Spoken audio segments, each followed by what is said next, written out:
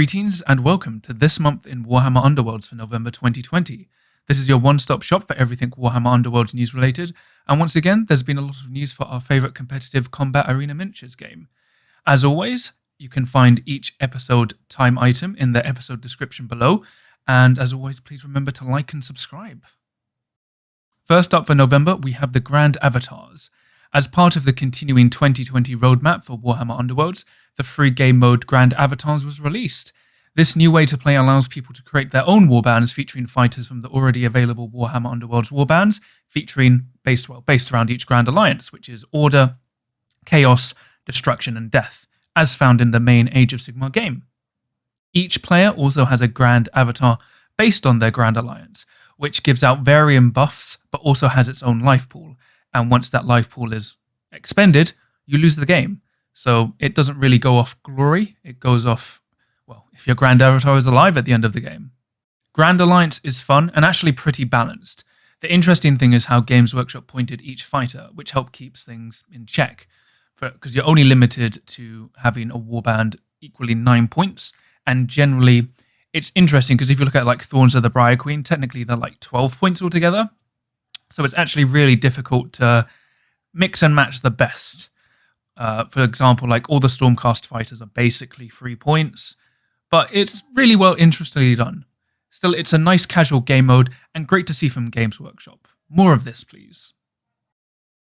If you want to do something crazy instead of pure overpowered for Grand Avatars, then here is my Zarbag's monsters list. So it contains Zarbag, Fafnir, the Squigs, Bat Squig, Stala Squig, and the Spite Shroom. You have 7 fighters, equally 9 points, so it maxes you out. Can you inspire? I mean, not really. Can you hold objectives? If you believe hard enough, will you win? Obviously. But yeah, that's my favourite custom warband in the Grand Avatars game mode. If you've experimented with it, let me know. I'd love to see other people's combinations that they've come up with. During the Warhammer TV live preview stream in November, Khagra's Ravagers were announced. They're warriors of Archaon from the Slaves to Darkness faction in Age of Sigmar. So basically, STD in my Direchasm. I mean, in the Direchasm. Anyway, Khagra's Ravagers are a 4-fighter warband and will be the 3rd warband released in Direchasm.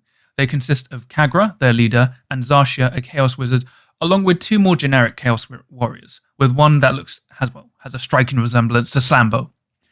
Canny people have already noticed that some of their fighter cards and card shown off mentioned something about desecration. So desecrate my Direchasm. Anyway, okay, I'll stop now. How will they work? Well, only time will tell. Khagra also looks like a solid beatstick as she comes with 3 damage base, and Zarshia hits on channels with her magical attack, which is very unique for a wizard, especially an uninspired, but seemingly at a cost. One of the biggest pieces of news for November was the announcement of the Warhammer Underworlds 2021 Warband Roadmap. In this, it was revealed what warbands are coming in Direchasm. What warbands? Well, their fraction images are pretty clear. Still, I'm not allowed to confirm anything yet, even if it's extremely obvious which warbands are coming. But anyway, January sees Khagra's Ravagers, and then for February we have the Starblood Stalkers, which are the Seraphon warband. Then we have 4 more warbands for the remaining 4 months. Personally, I'm not a fan of singular releases, when especially it's back-to-back each month. While it's great for my content and views, because it's, well, individual releases spaced out in terms of what I can produce, it's really bad for the consumer and game overall. We won't have a stable meta, basically, until the end of June once all the warbands are out. Balancing will be a nightmare with a constantly shifting meta, because there will be no rests. Then there's the entire risk of consumer burnout with monthly back-to-back releases. Warbands work better in pairs anyway. I mean, I don't see the harm of just releasing 2 warbands, then giving a month, then 2 warbands in a month. If it was, for example, 1 warband every 2 months, I'd be okay with that, but back-to-back is just insane. Like, it's just going to cause so much burnout. Finally, the Warcom site talks about monthly articles for every first and last Friday of the month dedicated to Warhammer Underworlds, including a revamped Cataphrane Chronicle. It's interesting to see how this all plays out, but it's awesome to see more detailed and planned out content from Games Workshop. It just shows they have tons of support and, well, for the game and want to keep us engaged. Now we have the new segment for Warhammer Underworlds. And for November, there was some balance patch updates. Podcast Corner returns in November with Path to Glory kicking things off with 2 episodes, first focusing on the cheating scandal, which happened with the Italian Grand Skirmish in October, and then all about night vote rotation and what cards will miss and how they think that will change and affect the game. Battle for Salvation returns in November as well, with an episode all about Arena Mortis, its effects on the game, and as well as we'll be able to have possible events in the future based off of the Canadian and Italian tournaments, as well as them musing about Direchasm and what they hope it can bring and how it will change the game. Finally, for Podcast Corner, we have Critcast Episode 5, How to Create Your Own Game Modes for Warhammer Underworlds, featuring myself and Derek Wheatley. In this episode, I talked to Derek about how to create your own custom game modes for Warhammer Underworlds, whether they be for single player, multiplayer, or whatever else you have in mind. It's just a nice way to engage with the game. You know, it's actually quite rewarding, I'd say, coming up with your own game modes. And during the episode, I just talked to Derek about how he came through it, play testing about it, balancing, and obviously inspiration. And then at the end, we have like a few quick fire rounds where we basically create some game modes on the spot. So it's a lot of fun. And yeah, if you want to check it out, you can see in the episode description below. For tournaments and events for November, once again, it was an exceedingly busy month, especially as it was basically the end of Beastgrave.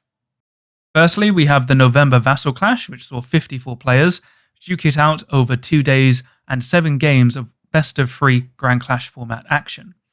After all 7 games and the dust was settled, Stefan, with his Wormspat, proved victorious, showing that, the Wormspat are still pretty good. The final webcam tournament for Beastgrave also happened, hosted by the Straight Out Shakespeare guys, as usual. Once again, this time they had 16 players, which was, I believe, the biggest turnout after 9 months of running the tournament. This time, in the end, after 4 rounds of best of 1 Grand Skirmish format, Paul won again for his 3rd time, which is great, using a different warband each time. This time he used the Grimwatch. So yeah, congrats, Paul. Finally, we have my Underworlds UK Masters 2020, which saw some of the 8 top best competitive UK players for Warhammer Underworlds duke it out for the position of Grand Champion. After a tough slug of games, Jay, using his Wormspat, managed to narrowly beat Tommy using his Thorns of the Briar Queen in the final to claim the top spot. I'll be also posting the final placement of players, but other notable placements include Rob winning Most Sporting Player, and then David Smee also winning Best Painted, featuring his really nice and converted and painted Grimwatch. But yeah, really, thank you so much, everyone who tuned in and watched. It was so much fun despite all the hiccups, and I still can't believe it got so many views, considering Grand Clashes get 300 to 500. I never expected it to get even close to 100. So yeah, that was a lot of fun. Then with a summary of my own content for November, November was a limited month for me because that's when I managed to get my PC back from the repair overlords.